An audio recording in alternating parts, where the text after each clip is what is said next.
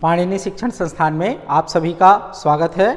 साथियों, आज हम कुछ अनेक शब्दों के लिए एक शब्द देखेंगे और इन्हें हम समझेंगे, रटेंगे नहीं, और समझने के बाद ये एग्ज़ाम में आपसे बहुत ही आसानी से बन जाएंगे। तो आइए देखते हैं ट्रिकी तरीके से अनेक शब्दों के लिए एक शब्द। तो देखिए,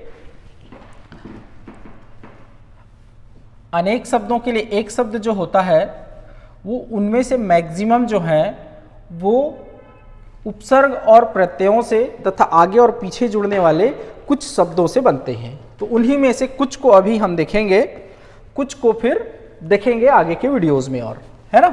तो अतीत, एक शब्द होता है अतीत, बीता हुआ अतीत नहीं है ये, है ना। ये अतीत एक प्रत्यय की तरह है जो शब्द के अंत में जुड़ता है।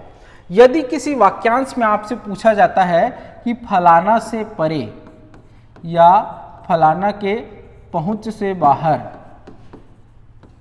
जैसे मान लो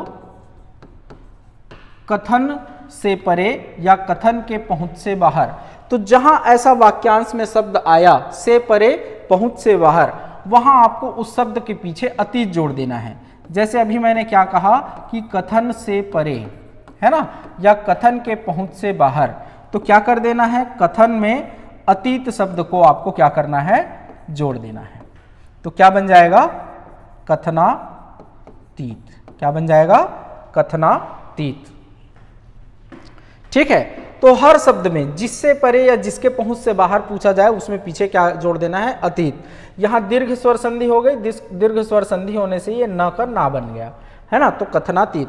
ऐसे ही देखते हैं, ये शब्द भी ऐसे ही यहां बने हुए हैं, जैसे कथन से परे या कथन के पहुंच से बाहर, तो कथनातीत।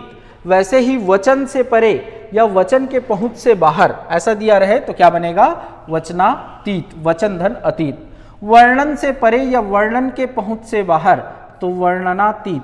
शब्द से परे या शब्द के पहुंच से बाहर, शब्द से परे का अर्थ क्या है, जिसे शब्दों से नहीं समझाया जा सकता, है ना, तो शब्दातीत। आशा से परे या आशा के पहुंच से बाहर, तो आशातीत। इंद्रियों से परे या इंद्रियों के पहुंच से बाहर, जहां तक इंद्रिय नहीं पहुंच सकती, तो वो इंद्रियातीत। कल्पना से परे या कल्पना की पहुंच से बाहर, तो क्या हो जाएगा, कल्पनातीत। तीनों गुणों से परे, त्रिगुण होते हैं ना संसार में, तीन गुण सत रज तम, तो तीनों गुणों से परे, तो या तीनों गुणों के पहुंच से बाहर, तो क्या बन जाएगा, त्रिगुणातीत। तो कुल मिलाकर किसी वाक्यांश में से परे आए, है ना, क्या है, से परे आए या के पहुंच से बाहर आए, तो आपको पीछे क्या जोड़ देना है, उस शब्द के पीछे अतीत शब्द जोड़ देना है। ठीक है। तो सारे बन जाएंगे, जितने भी क्या है अनेक शब्दों के लिए एक शब्द है इस तरह के, वो सब बन जाएंगे। ठीक। आगे देखते हैं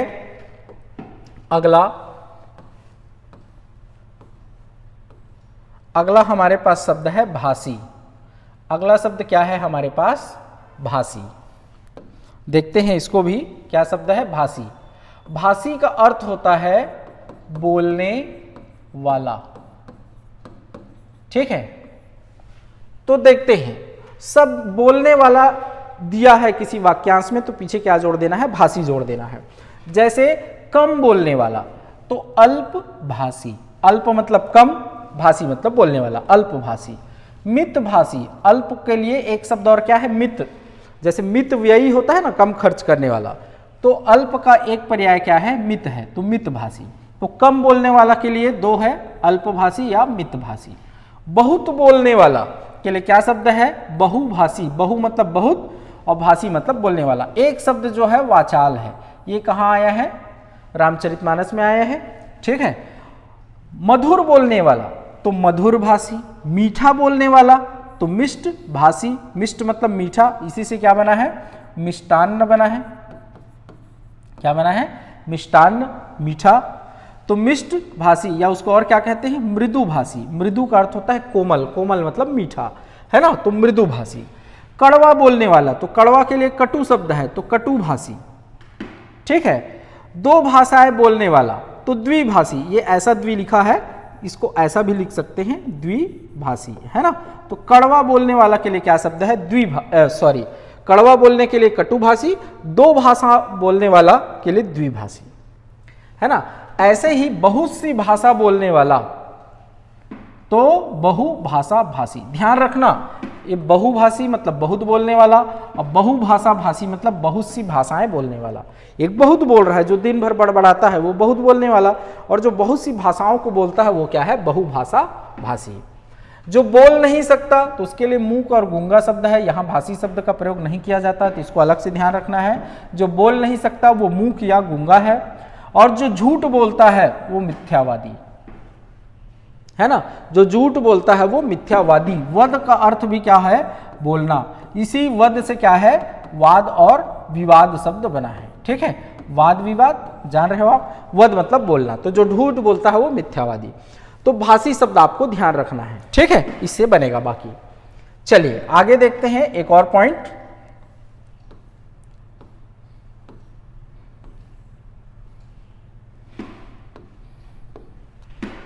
एक शब्द है आ, ये उपसर्ग है, ठीक है। आ का अर्थ होता है तक या पर्यंत। क्या अर्थ होता है इसका, तक या पर्यंत।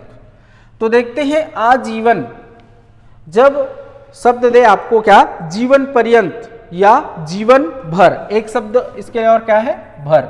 जीवन भर या जीवन पर्यंत के लिए एक शब्द क्या होगा, आजीवन। मरते तक तो आमरण, आ जोड़ देना है सामने में।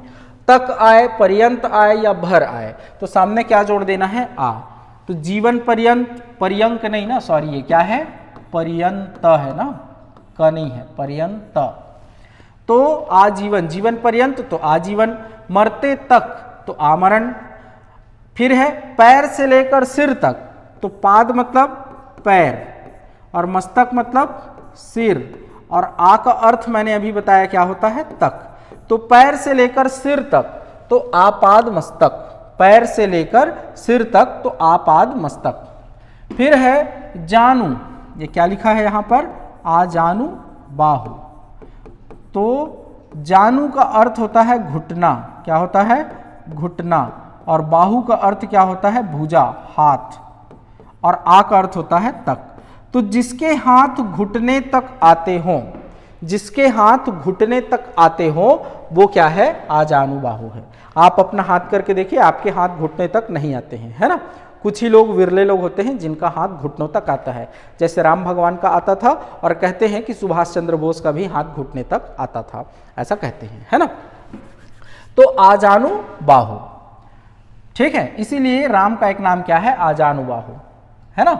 फिर है एक अलग शब्द है आद्योपांत, शुरू से लेकर अंत तक। तो ये कैसे बना है, आदि, आद्य और उप अंत ऐसा करके बना है ना। अंत है लास्ट में, अंत शब्द, तो आद्योपांत। शुरू से लेकर अंत तक के लिए क्या शब्द है, आद्योपांत।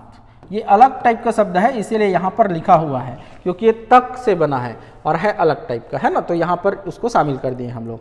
तो आद्योपांत ऐसा, ये द धन य बराबर क्या होता है, दिया, ठीक है। तो आद्योपांत। तो इस तरह से अनेक शब्दों के लिए एक शब्द में बहुत सारी चीजों को याद नहीं करना पड़ता है, समझना पड़ता है, और भी ढेर सारे ऐसे हैं, लेकिन इस वीडियो में हम यहीं तक देखेंगे। आगे और वीडियो बनेगा तो उसमें आगे देखेंगे, या आप हमारे चैनल पर जाकर और कुछ कोर्सेस में एडमिशन लेकर भी आप देख सकते हैं। तो चलिए, ठीक है।